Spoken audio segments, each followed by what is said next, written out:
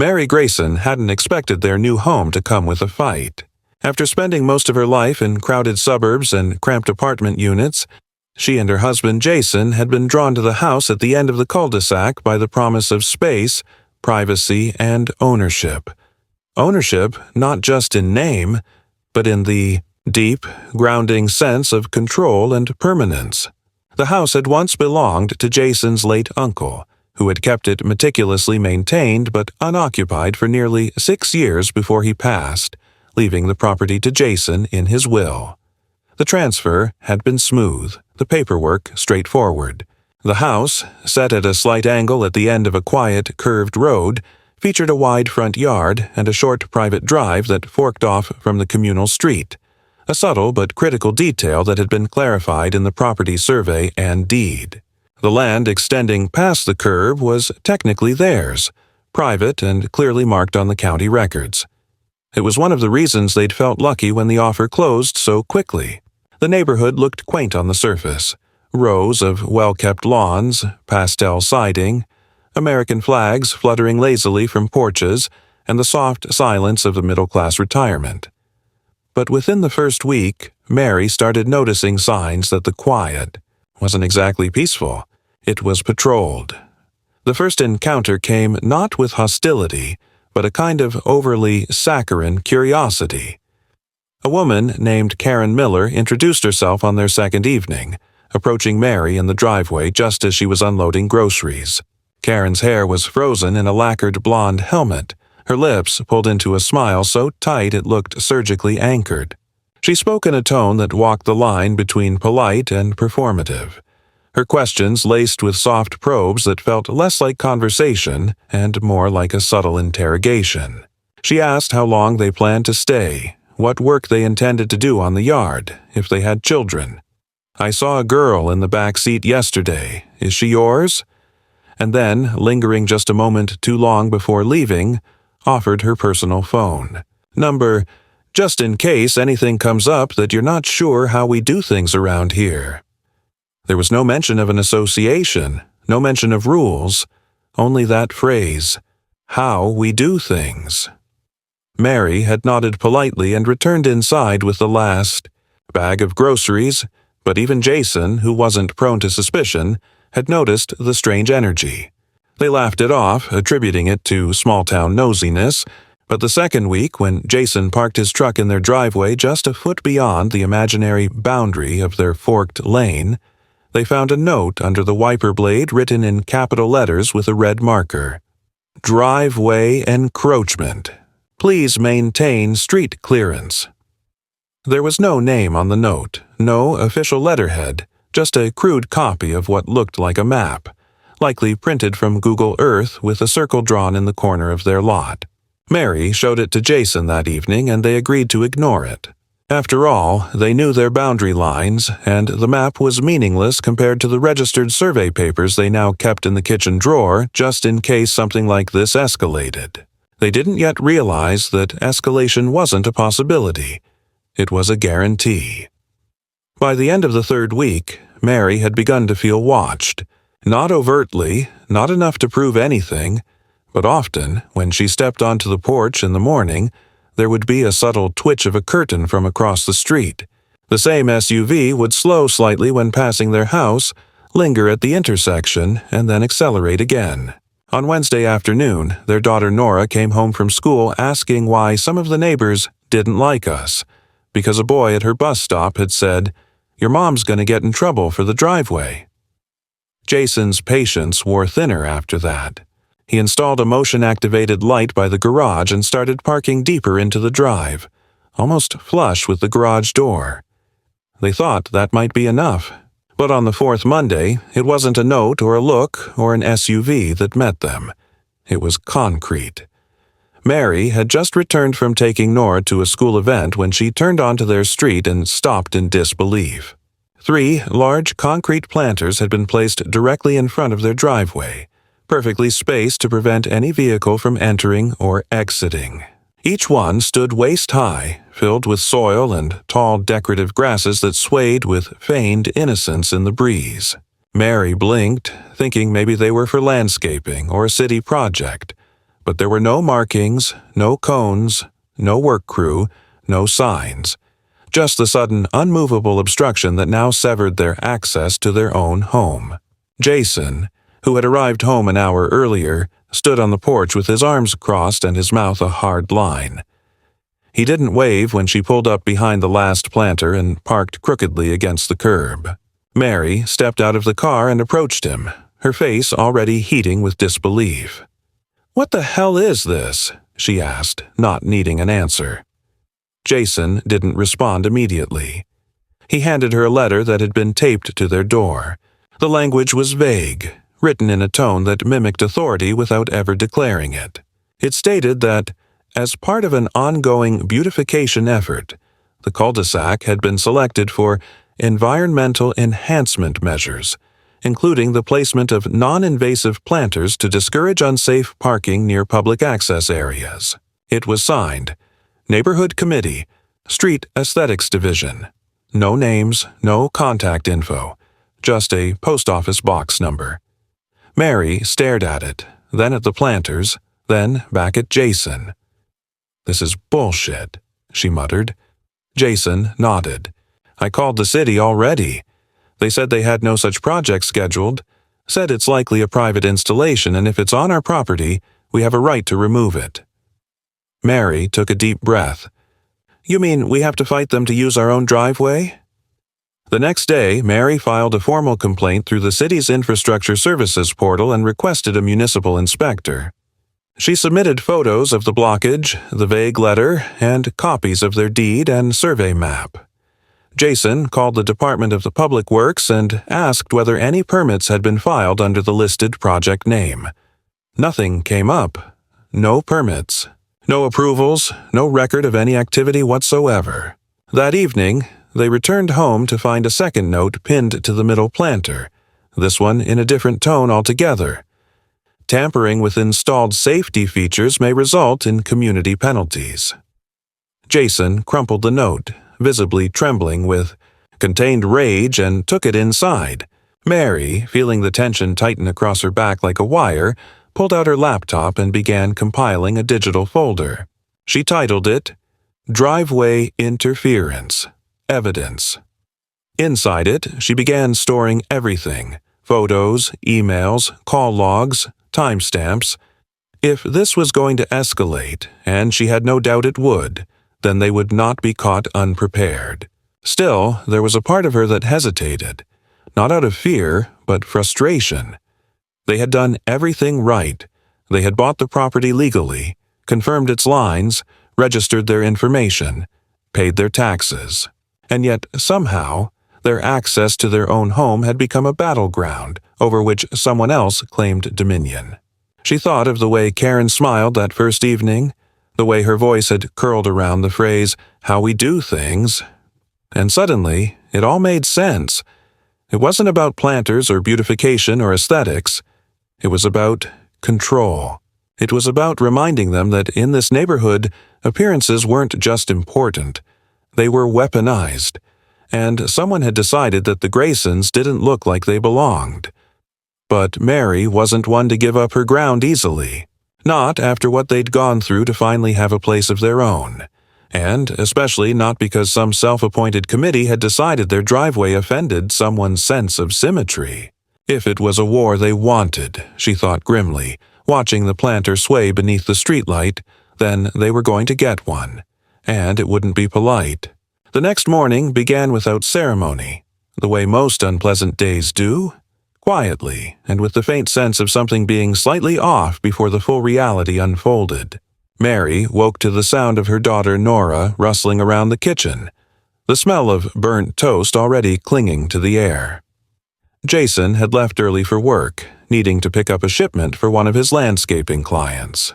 Mary stretched, pulled on her sweatshirt, and stepped outside to check the mailbox before starting her day. What she found waiting for her was not a piece of mail but a thin plastic bag duct-taped to the middle of the center planter. Inside was a printed page, slightly crumpled, the ink bleeding at the corners from early morning dew.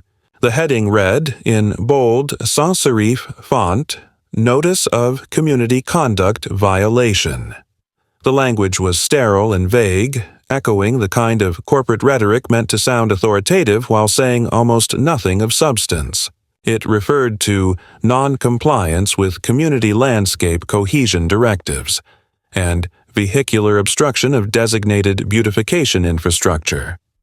Mary stood in the cold morning light, reading and rereading the lines, trying to make sense of who exactly had the authority to issue such a document when there was still no name, no seal, no contact, and no jurisdiction cited.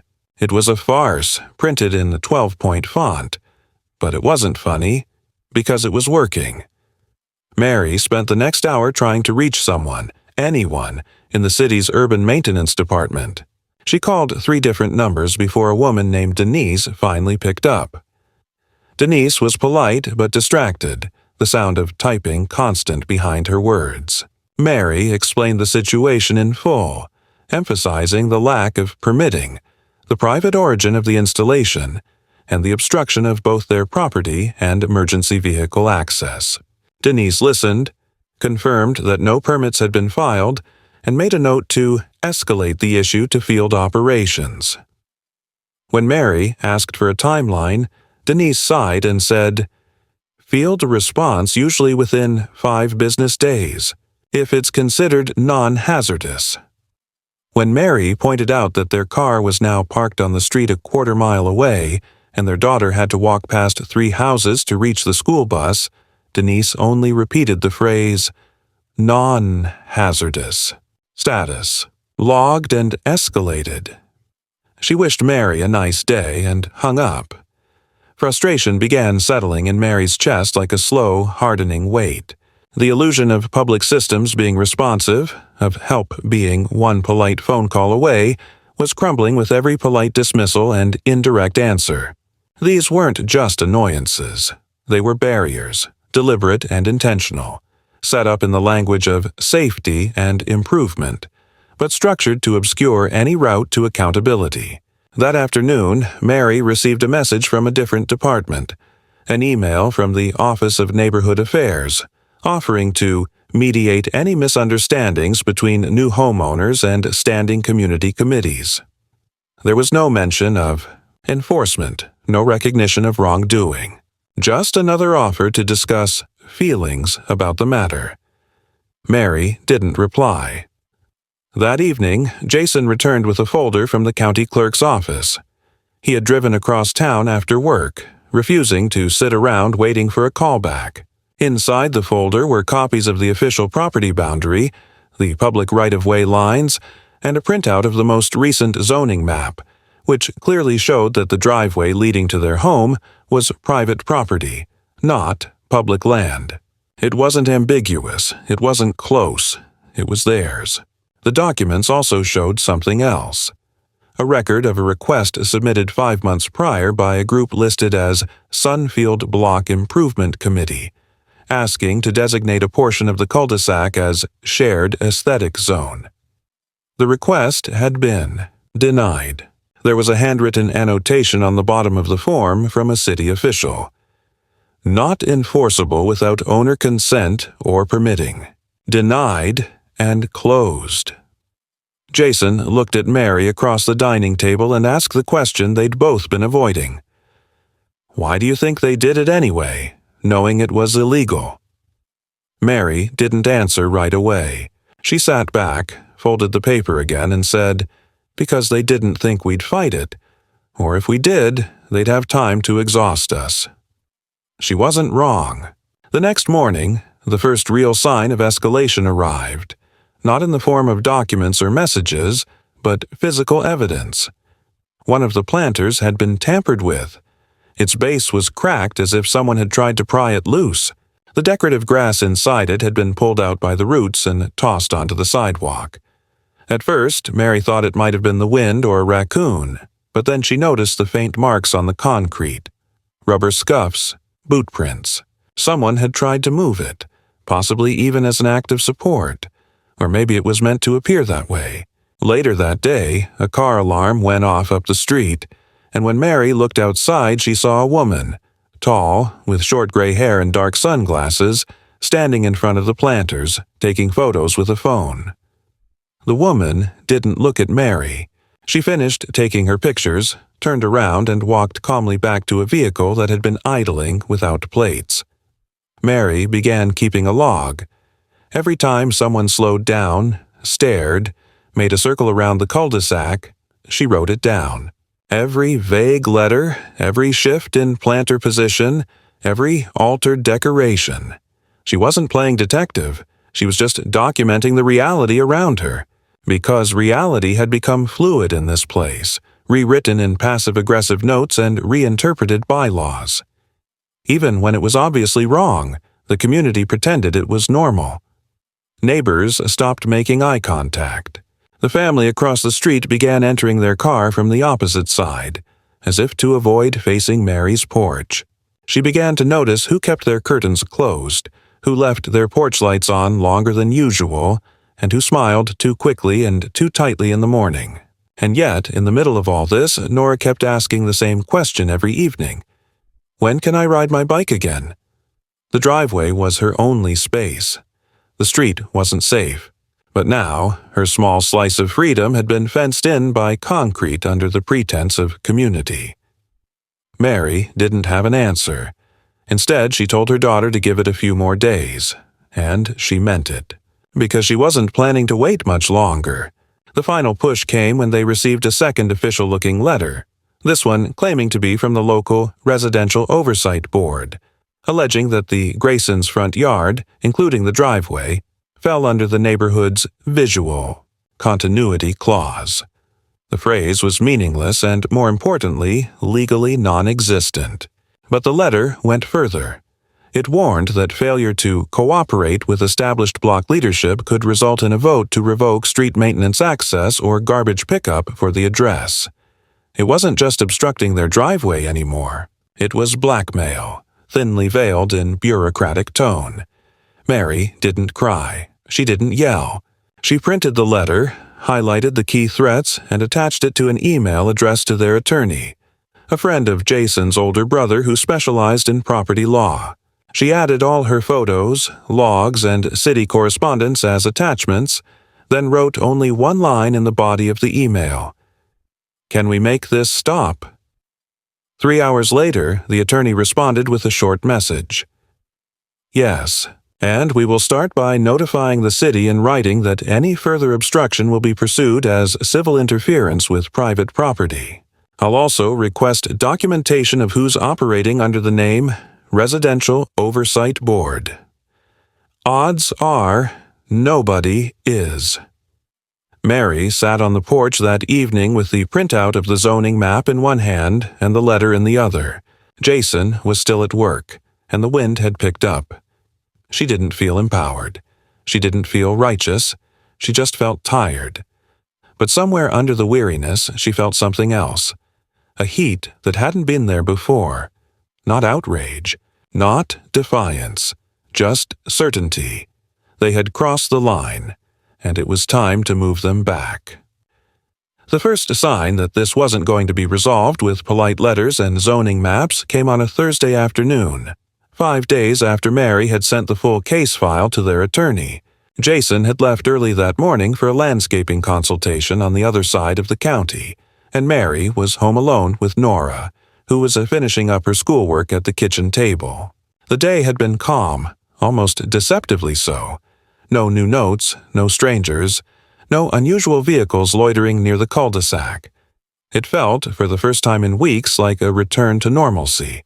But at precisely 3:42 p.m., as recorded by the time stamp on the video file later saved to Mary's laptop, a white utility van backed into their driveway entrance, stopped just short of the planters, and idled there for several minutes.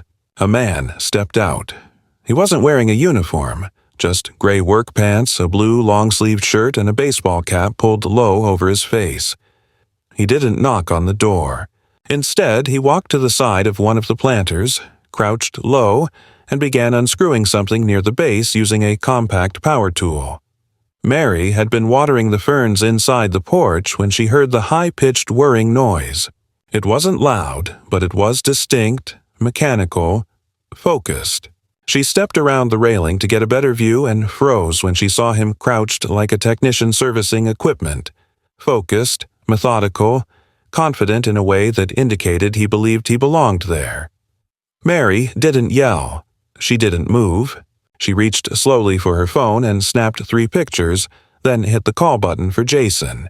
He didn't pick up, so she called their attorney, who advised her to stay inside, document everything, and not make contact. The attorney told her that if someone was altering the planters, they were either preparing for reinforcement or removal, both of which were legally significant. If it's reinforcement, we can show they're trying to turn a temporary obstruction into a permanent structure without approval, he explained. If it's removal, they may be responding to legal pressure and doing it quietly to avoid admitting fault. Either way, record everything. Mary complied. The man worked for another 2 minutes, then stood, brushed off his hands, and walked calmly back to the van. He didn't drive off immediately. Instead, he sat there for another 15 seconds, looking directly at the house. Mary could see the faint reflection of his silhouette through the windshield. Then, as quietly as he had arrived, he pulled away and disappeared around the bend. That night, when Jason got home and reviewed the footage, he was furious. Not at the man himself, but at the fact that someone felt entitled to alter their environment without notice, without permission, without a name or a reason. The implication wasn't just that they had been challenged. It was that someone felt safe doing it in broad daylight, without fear of consequence. The following morning, Mary received an email, not from a person, but from a generic address labeled admin.neighborhoodguidelines.net. The message was short. Please refrain from photographing authorized contractors while they are conducting enhancement work. Disruption of beautification projects will be documented. There was no signature, no contact number. Mary didn't reply. Instead, she forwarded it to their attorney, who immediately fired back a cease and desist notice demanding clarification on who had been sent to their property, under what authority, and for what purpose. The letter was sent by certified mail and digitally time-stamped. That evening, the family sat down to dinner, tension like a silent extra guest at the table, none of them saying what they all knew, that the game had changed. 2 days later, someone slashed the tires on Jason's truck. Not all 4, just the front right with a precise downward diagonal cut through the rubber that made it impossible to patch. It wasn't random. It was surgical. Jason had parked legally on the street that night, about 2 houses down from their driveway, as the family had begun to avoid blocking the planters at all. Mary noticed the truck listing to one side when she walked out to get the mail, and when she called Jason out to look, he knelt down, examined the cut, and said nothing for a full minute. When he finally stood, he didn't swear, didn't shout. He just looked at Mary and said, "We're past notes now." Jason filed a police report that afternoon, but the responding officer didn't seem interested. "No cameras on that part of the street?" he asked without looking up from his clipboard. Jason said no. The officer shrugged. "Could have been random vandalism. We'll note it, but unless you've got a plate or a witness, nothing we can do." Mary offered to show him the footage of the van from earlier that week, but the officer declined. "If it's not related to the tire, it's not relevant," he said. And then he left. That night, Jason installed a motion-activated floodlight on the garage, pointed directly at the planter line. Mary ordered a trail cam online and began looking into professional private surveillance options. They weren't paranoid. They were under siege. On Sunday, the planters were painted. It started as a faint discoloration. One side of each structure now coated in what looked like a fresh sealant or paint layer, deep slate gray, slightly glossy in the light. On closer inspection, it wasn't just paint. It was an epoxy blend, designed to weatherproof surfaces and resist pressure. Jason tapped it with a wrench and winced. "They're sealing them, permanently." He checked the edges and found something worse. 4 steel bolts drilled through the bottom lip of each planter and anchored into the asphalt. "They're not just blocking us," he said. They're trying to fuse it into the road. Mary called the city again. This time she was connected to a man named Roland, who worked in pavement services. Roland was different, less distracted, more direct. When Mary explained the situation, he asked her to email the photos and documentation. She did. 20 minutes later, he called back. "Those aren't sanctioned structures," he said. "They're obstructing storm drainage. You've got runoff points directly under 2 of those blocks. If we get a heavy rain, your whole driveway could flood." Mary felt a surge of gratitude, but Roland wasn't finished. "Trouble is, we can't remove them until we do a site inspection. I'll file it today, but inspections are backed up. You might be looking at 2 weeks. Mary asked if the drainage risk changed that timeline. He paused. Legally, maybe. Practically, no. Unless there's visible damage, our hands are tied. Sorry. So Mary took a picture of the small stream beginning to form near the back edge of the center planter, where water had begun pooling after a minor overnight rain. She sent it to Roland. He replied 4 hours later with a scheduled inspection date, 3 days out. The next morning, Mary found a dead squirrel placed neatly at the edge of their porch step. It wasn't mangled.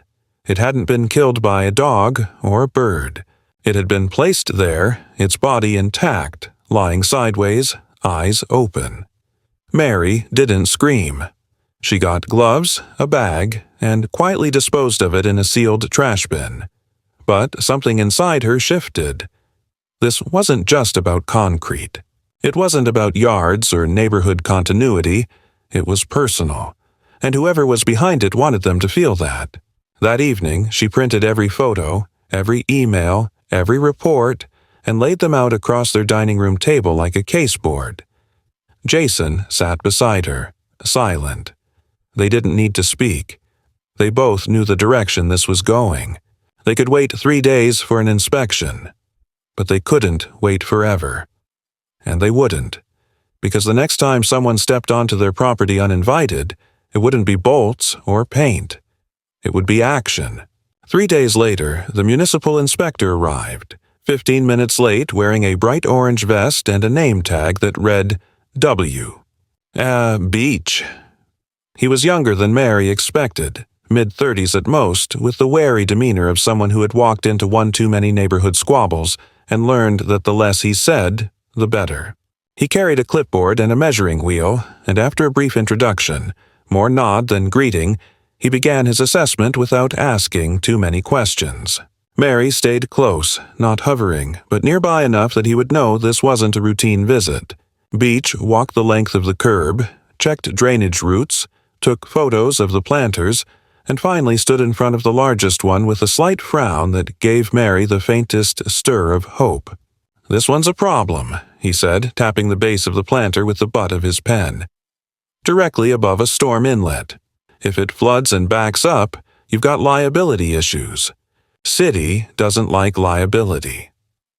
Mary asked him if the city would be ordering their removal. He didn't answer right away. Instead, he made a few more notes and said, "There's no permit, no authorization, but I've got to send this up. They'll want to review everything. I'll flag it for priority, but that's all I can do today." Then he handed her a pink carbon copy of the inspection order, circled the drainage note, and left. That night, Mary made dinner in silence while Jason replaced the damaged mailbox down the road. Another unspoken message from the committee. Neither of them mentioned it. It had become too exhausting to give every act of pettiness oxygen. They had decided to fight smart, not loud, and, for now, that meant patience. Nora, sensing the tension, stayed unusually quiet through dinner. Afterward, she asked if they could watch a movie, and, for once, Mary said yes. As the movie played, she found herself watching Jason more than the screen. His eyes distant, jaw set, legs bouncing just slightly with that suppressed energy he carried when he wanted to act but felt cornered. When the movie ended, they put Nora to bed, then sat in the kitchen, the overhead light humming faintly. "I talked to my uncle today," Jason said finally. "The one who helped us close the paperwork when we inherited this place. He told me the original owner had problems like this years ago. Nothing major, just constant nitpicking, boundary complaints, disputes over driveway access." Mary raised an eyebrow. "And he didn't think to tell us this earlier?" Jason shrugged. "I think he assumed it was personal. One neighbor feud. But now—" He trailed off. Mary leaned back in her chair, the exhaustion settling into her bones like something wet and permanent. "It's not just about us. It's systemic. They do this on purpose, small pressure over time, make you regret staying, make you leave." Jason nodded slowly. "Or retaliate until you lose your temper." That hit a nerve. They had been fighting so hard to stay calm, stay within the lines. But each step, the notes, the fake letters, the vandalism, had been designed to provoke. Mary pulled the inspection report from the drawer and laid it flat on the table. "Let's see what happens in 72 hours, she said. "If nothing moves, we push." But something did move, just not what they expected. The next morning, an envelope was slid under their front door. It wasn't mailed. No address, no stamp, just heavy cream cardstock and a wax seal with no emblem. Inside, typed in a clean serif font, was a single paragraph. "We encourage you to remember that neighborhoods are not governed only by property lines, but by the goodwill of those who live within them. Choices have consequences, and actions reverberate. Consider this an opportunity to de-escalate." There was no signature. Mary held the letter for a long time before saying anything. "This isn't just intimidation," she said finally. "It's theater." Jason took the letter, read it, then placed it in the folder with the rest of the evidence. "They're scared," he said. "They wouldn't be posturing like this if they weren't." But neither of them believed it entirely. Fear might have played a role, but this wasn't desperation. It was control.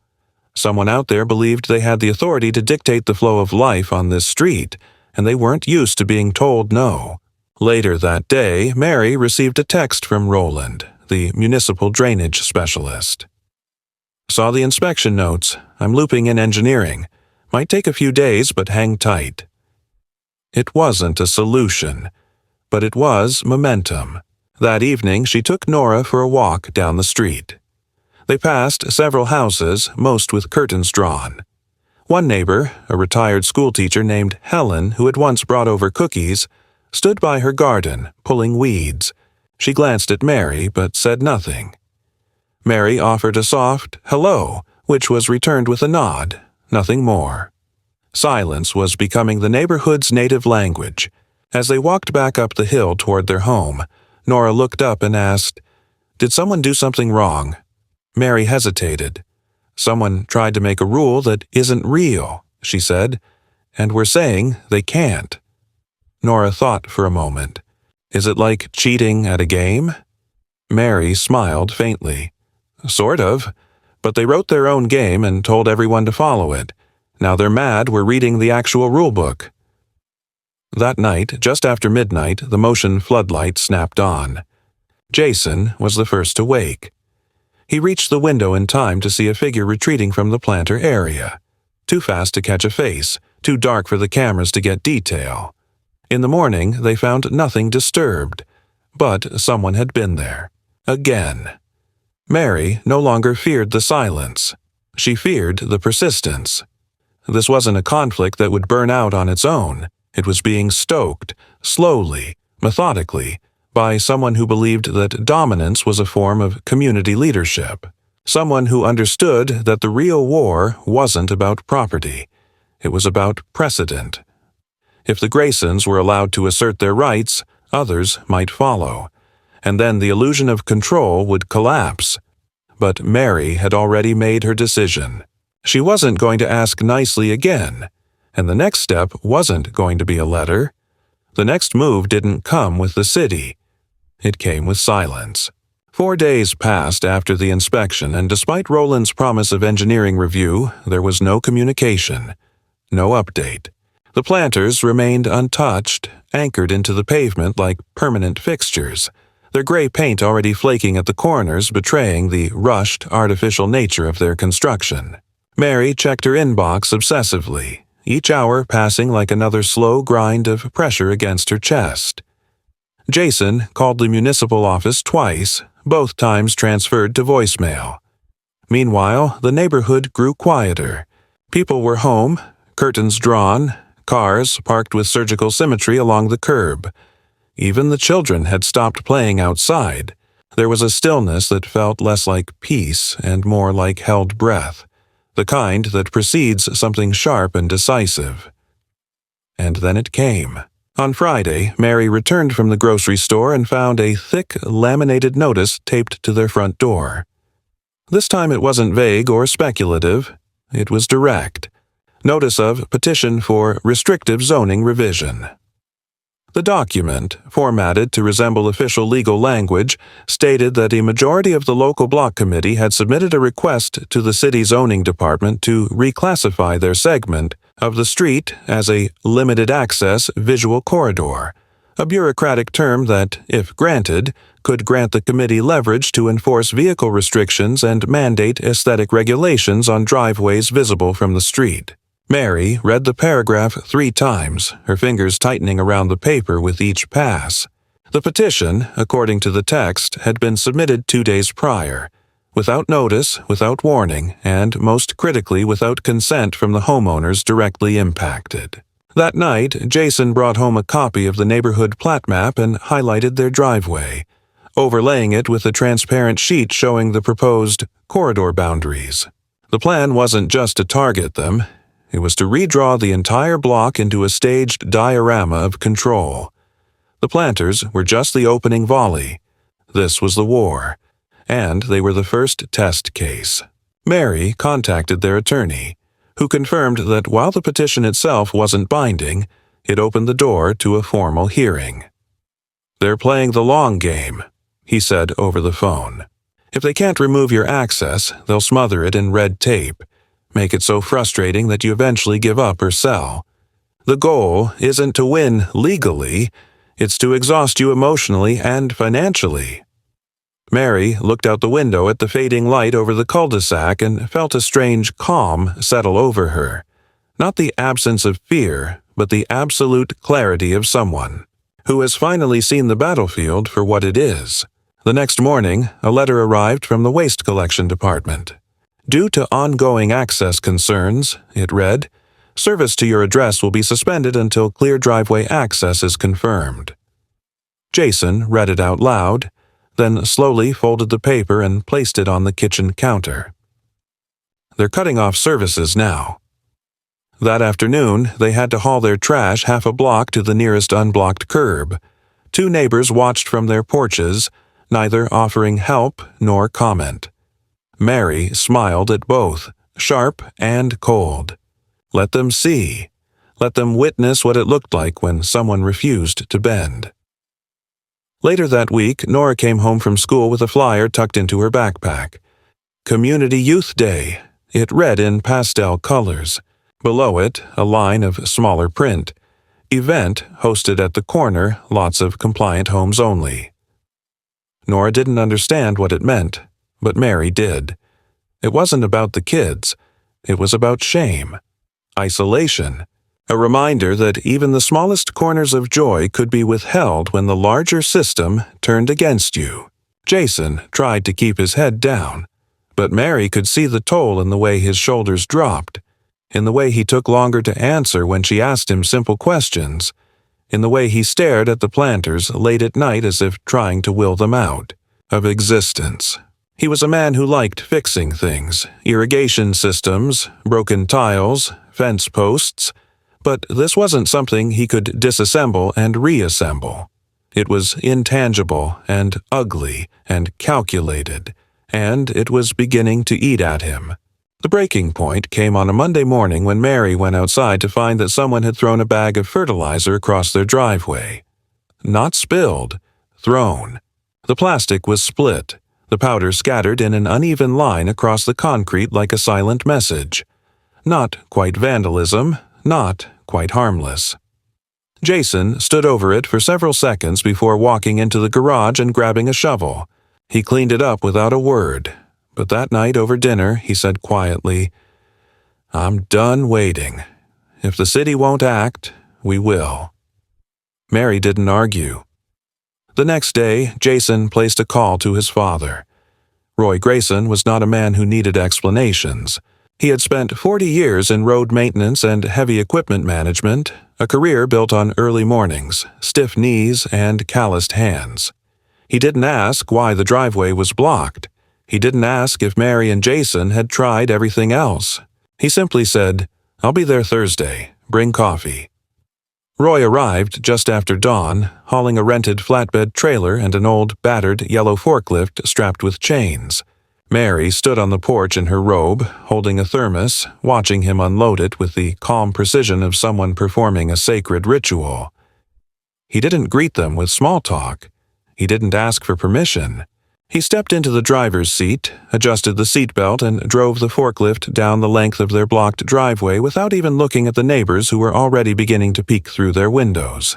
The first planter lifted with a groan, soil slumping slightly as the weight shifted. Roy maneuvered it backward, turned the forklift in a wide arc, and drove it directly across the cul-de-sac toward the property line of Karen Miller, the supposed head of the committee. Without hesitation, he tilted the forks and released the planter into the shallow end of her ornamental backyard pool. The sound of concrete hitting water was sudden, final, and far more satisfying than Mary expected. One by one, Roy returned for the others, executing the same maneuver with mechanical elegance. By the time the last planter dropped with a splash that sent water spilling over the tiled edge, 2 police cruisers were already rounding the corner. Jason met them at the curb.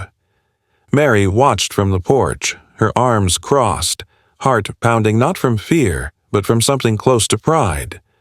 Roy remained in the forklift, engine idling, unmoved. The officers, both young, both clearly unsure of how to handle what they had just seen, asked questions. Jason answered calmly, handed them a folder of documentation, and explained the situation in a measured voice. Unauthorized structure, private property. City inspection confirmed drainage obstruction. We waited 23 days for action. No response. So, we resolved it. One officer walked to the driveway, looked down at the bolts where the planters had been anchored, and sighed. "We'll need to file a report." Jason nodded. "We expected that." Mary handed over a copy of the cease and desist letter from their attorney, the inspection notes, and photos of the fertilizer incident.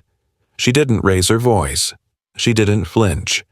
The officers didn't issue a citation.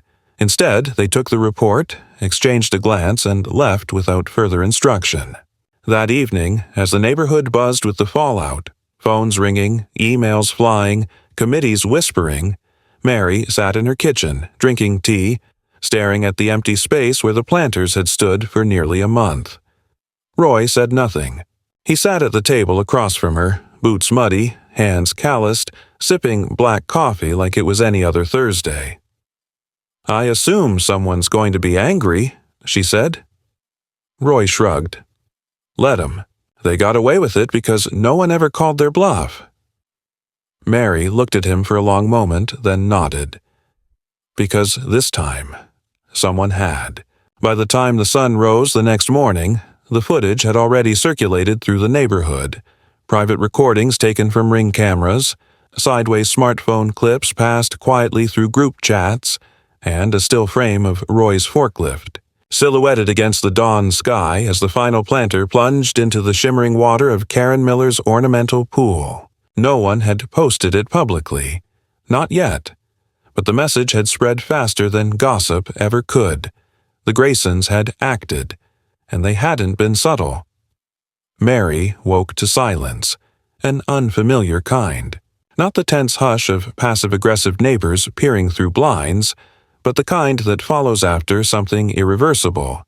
There were no knocks on the door, no new notices. Even the usual dog walkers avoided the house's side of the street. She walked out onto the porch with a mug of coffee, the air cool against her skin, and watched the sun edge over the rooftops with the quiet certainty that nothing would ever be quite the same. By 10 a.m., the first formal response arrived, delivered not by mail, but by hand.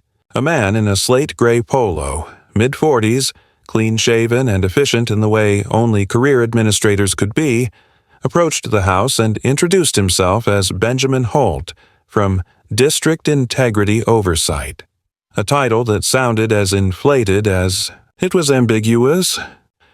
He handed Mary a clipboard with a packet of documents attached, an incident report request, a warning regarding unpermitted equipment usage on residential surfaces, and a summons to appear at a community board hearing the following week. The wording was familiar now. Vague threats, undefined authority, and the careful avoidance of any direct accusation.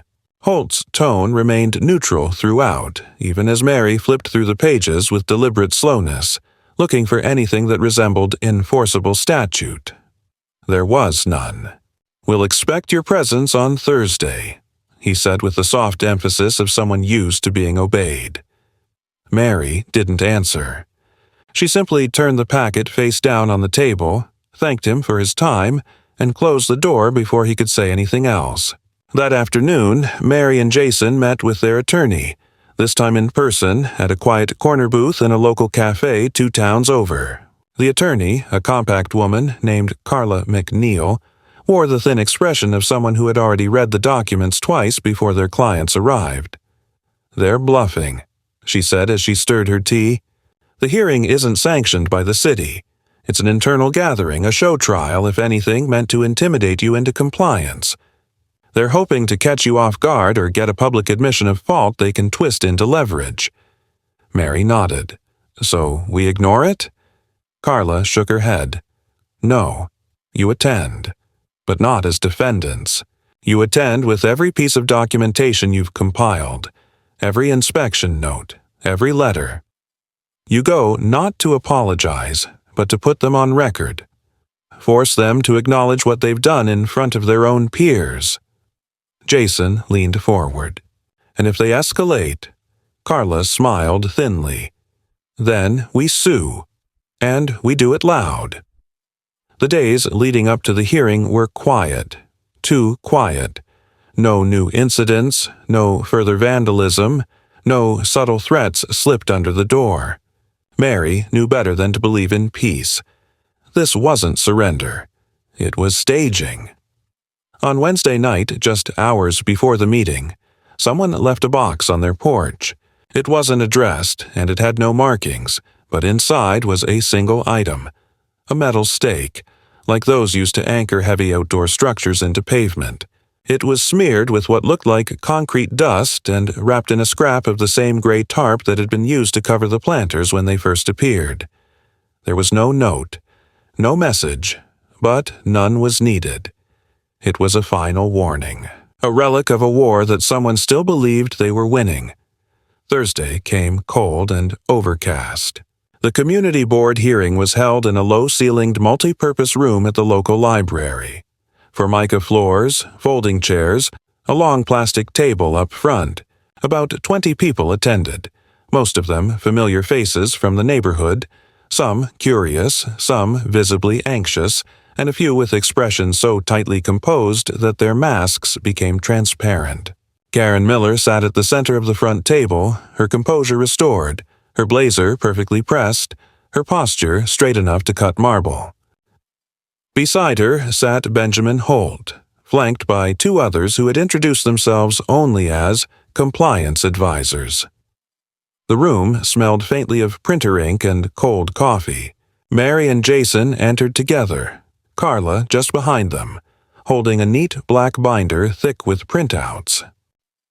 Karen began the meeting with a brief, sanitized summary of the events which recently transpired, and spoke of concerns regarding individual conduct, safety protocol, and respect for communal guidelines. She did not use names. She did not mention planters. Holt took over, reading from a prepared statement that outlined the committee's concerns over unregulated alterations to shared visual zones and public disturbances involving non-standard equipment. His voice was smooth, bureaucratic, the language engineered to feel like law without containing any. Then Carla stood. She didn't raise her voice. She didn't lecture. She simply opened her binder and began placing documents on the table: inspection reports, email correspondences, photographic evidence, and finally, a printed copy of the county parcel map showing the exact legal boundary of the Grayson property. "Every action my clients have taken," she said, "has been within their legal rights. Every response they've received from this body has either been misleading, untraceable to a legitimate entity, or demonstrably retaliatory." She tapped a copy of the zoning rejection letter. This committee petitioned for a visual corridor overlay 2 weeks after their unsanctioned installations were placed. That request was denied. Yet enforcement actions continued, without authority or notice. That's called harassment. The room was quiet. Even Karen's posture slipped slightly. Carla continued, "We are here today because my clients chose to respond not with escalation, but with documentation. Not with anger, but with proof. And unless this body is prepared to submit a formal correction and cease all further actions, we will be filing a civil suit for property interference, nuisance, and attempted encroachment. We are not here for resolution. We are here for record." There was no rebuttal. No one on the committee responded with defense or denial. Karen cleared her throat, offered a vague apology for any misunderstandings, and then promptly adjourned the meeting. Outside, in the chill wind, Mary stood beside Jason on the concrete steps, watching the sky begin to split with the dull glow of a setting sun. "Do you think they got the message?" she asked. Jason looked back at the building, then down the empty sidewalk. "I think they finally saw what it looks like when someone pushes back." That night, for the first time in weeks, the street was completely still. No movement, no shadows, no petty tricks, just silence. Not of intimidation, but of retreat. 2 weeks passed after the meeting, and with them came a shift so subtle it was almost imperceptible. At first, the kind of change that doesn't arrive with announcements or apologies, but with absences. The whispers stopped, the glances faded, the late-night noises and passive-aggressive notes ceased entirely. No one spoke of the planters anymore. No one asked questions. The same neighbors who had once smiled too tightly or watched too long now crossed the street without comment. The street that had once held its breath now exhaled slowly, and for the first time in nearly a month the Graysons' home felt like a place again, not a checkpoint. Karen Miller was still there. She hadn't moved, hadn't resigned, hadn't issued any formal statement, but she had become a shadow of her former self, present but reduced. The quiet enforcer had turned into a cautious observer.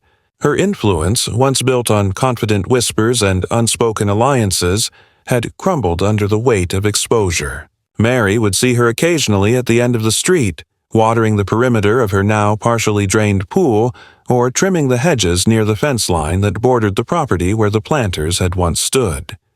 She never looked up. She never waved. The city, for its part, had sent an official letter of clarification regarding the limited access visual corridor proposal, formally rejecting it and citing the harassment complaint now on record against the committee.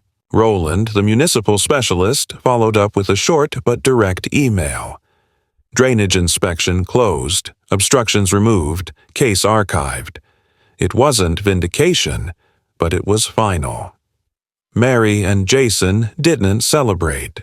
They didn't throw a party or post on social media, they simply lived. Jason resumed his landscaping work without the low-level dread that had followed him like a shadow since spring. Nora rode her bike up and down the driveway every evening, sometimes looping into the cul-de-sac and back again, her laughter echoing against the brick and siding of once watchful homes. Mary replanted the border garden in front of the porch, digging new soil with a quiet sense of defiance. Every petal, every root was an affirmation, not of victory, but of permanence. She no longer watered her plants with one eye on the street. She didn't have to. Roy had returned to his home in the hills the day after the hearing, refusing to stay the night despite their invitation. "Job's done," he said simply, tossing his empty coffee thermos into the cab of his truck. Before he left, he handed Jason a small sealed envelope and said, "Keep it for when someone tries to rewrite the rules again." Inside was a printed copy of the deed and boundary survey, laminated and annotated with Roy's own notes and arrows. Driveway edge here, inlet marker, utility line access. At the bottom, scribbled in permanent marker, "If someone wants to argue, make them read this first." The weeks became routine. Trash collection resumed without interruption. City services returned. The mailbox remained unmolested. And though the scars of the conflict hadn't vanished, they had been absorbed into the structure of the home itself, like old fractures sealed with pressure and time. They didn't forget what had happened, but they no longer woke up expecting more. One afternoon in early May, as Mary was trimming back the ivy near the driveway's edge, she noticed a new family touring the vacant home 2 doors down. A couple, mid-30s, holding hands, their agent pointing toward the cul-de-sac as she spoke. Mary couldn't hear what was being said, but when the couple turned to glance in her direction, she nodded once, not unkindly, and returned to her work. A few minutes later, the agent approached with a polite wave. "Hi," she said. "Sorry to bother you. They were just asking about the neighborhood. I figured you might be the best person to ask." Mary paused, straightened up, and looked at the couple, who smiled nervously. The woman asked, "Is it quiet here?" Mary thought for a moment, not about the silence, but what it meant. Then she smiled, small but firm. "It's as quiet as it needs to be." Later that evening, as the sun slipped behind the trees and the last of the light faded from the edge of the street, Jason joined Mary on the porch, a beer in one hand, a relaxed weariness in his bones.